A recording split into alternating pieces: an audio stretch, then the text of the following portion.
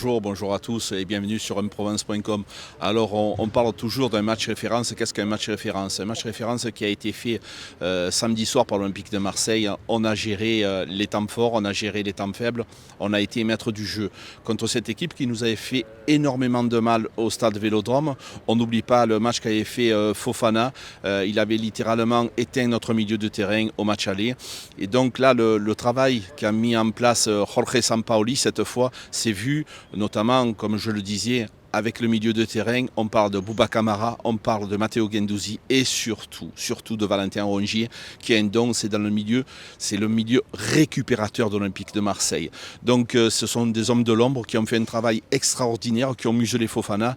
Donc ça, je voulais vraiment le signaler.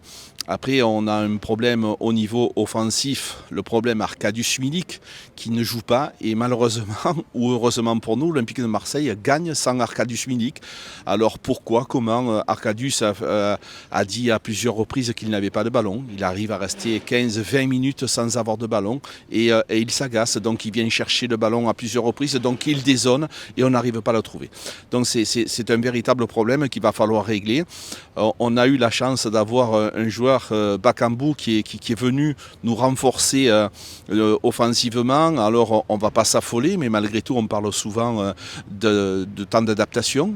Bakambu n'a pas eu de temps d'adaptation, il est rentré, il a été efficace dès les premières minutes, dès sa première réception de ballon. On a vu qu'il était en jambes, parce que ce joueur-là, n'oublions pas qu'il arrive de Chine, il était à Paris pendant un petit moment pour se remettre en forme, mais j'ai l'impression que son voyage en Chine n'a pas affecté.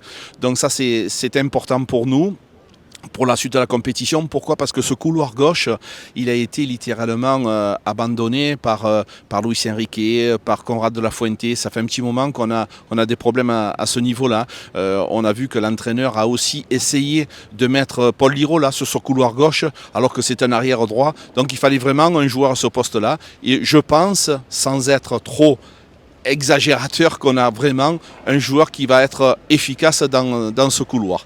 Voilà, donc je pense que l'entraîneur a fait le boulot, mais surtout, si vous m'autorisez, je voudrais faire un petit hurrah à notre président, parce qu'arriver à faire un tel recrutement avec si peu d'argent dans cette période, c'est tout simplement du génie.